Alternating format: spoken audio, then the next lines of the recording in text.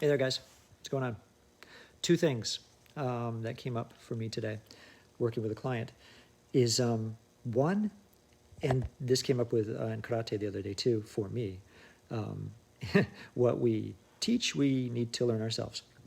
And it's, we learn when we're in an uncomfortable space. That's how we learn. That's how we develop. That's how we progress. That's how we get better in life. The magic is in the uncomfortableness. You have to be uncomfortable. And you know when you're uncomfortable. You know when you don't feel quite right about doing something because you get like either a gut feeling. It's usually your body that tells you.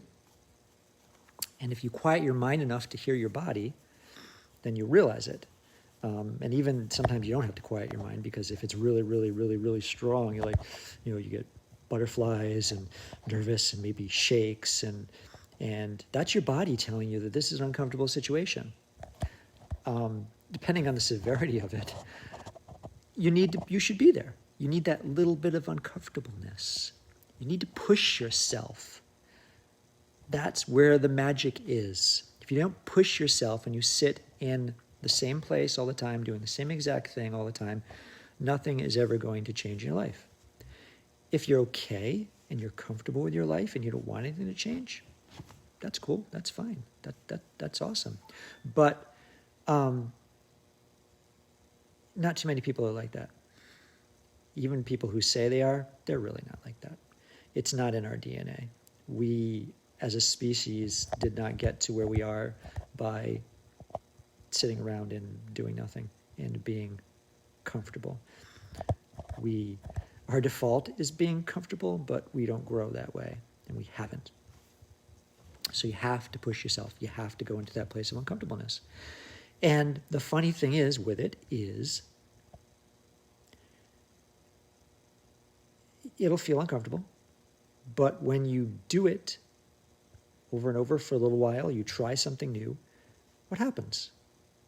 You start to get comfortable with it, right? It starts to feel, oh, okay, this isn't so bad, and okay.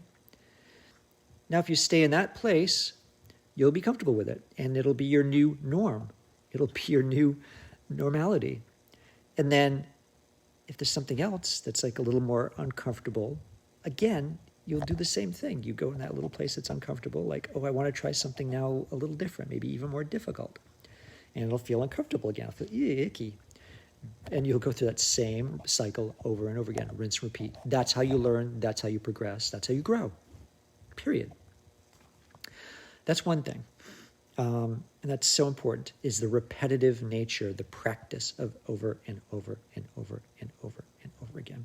In karate, we do the same moves, kata, over and over and over and over and over again, so that they're not in our minds anymore. They're of no mind. I forget the terminology. This is a cool Okinawan term.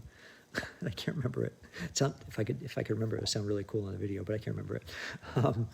It's of no mind. And you want to get to a place of no mind where it just becomes muscle memory. You just react. You just react. You don't even have to think and the moves come out. That's of no mind. Your mind gets in your way of most things. Your mind is good at thinking about, contemplating, strategizing, being creative. But it's not good at making decisions. It sucks at making decisions. Your body's better at making decisions. It doesn't make sense, right? But it is. If you go with your gut feeling, you're probably never going to be wrong. And you get that gut feeling in your body, not your mind. If you listen to your mind, it's going to psychoanalyze and spin and spin and spin and spin. And it's going to get you all nervous and anxious. If you calm that mind and you go into your body and you listen to your body, that's where you'll make conscious, good decisions in life. And that's also where your anxiety will tell you where, oh, this is uncomfortable, this is not uncomfortable, is in your body. So listen to your body. That's the first thing. Second thing is we all want what we don't have. like people who are sensitive, kind, generous, maybe shy, of that type. They want to be powerful, usually. They want to be powerful. It's like, because they think it's such a detriment to be weak. They think it's weakness. They want to be powerful. And then you have powerful people on that side.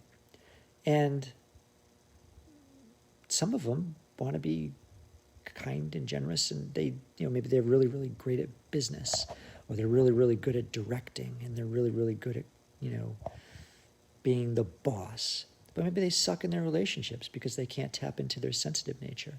They can't tap into their vulnerability. They can't tap into love, the kindness, the giving. And then the people who are weak, consider themselves weak, they want to be powerful, right? But yet, they don't realize how much of a gift the vulnerable, sensitivity, kind, loving piece is. So my point is, both are beneficial to us. There is only, you can't be powerful if there's no weak. You can't be weak if there's not powerful. There's no light if there's no day. There's no cold if there's no dark. You name it, all these different polarities. They are the same thing. One cannot exist without the other. We are in a duality existence. That's how we exist. And the whole spectrum is beneficial to you. In some situations, you want to be very powerful. In some situations, you don't. You want to be weak. Give it a different name, but weak. Kind and generous and compassionate, and whatever name you want to give it, but it's that kind of end of the spectrum. Other times you want to be powerful. They both benefit you. If you are one side or the other, and you're stretching to get to the other side, you're never going to get there, because you need to recognize where you are is part of you. It's a great part of you, and it's beneficial, and you're never going to get rid of it.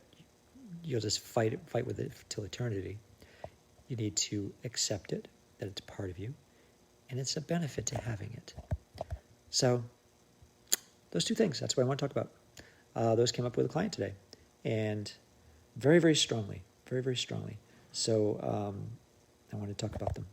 So you guys have a great night. I am done. Just going to chill out.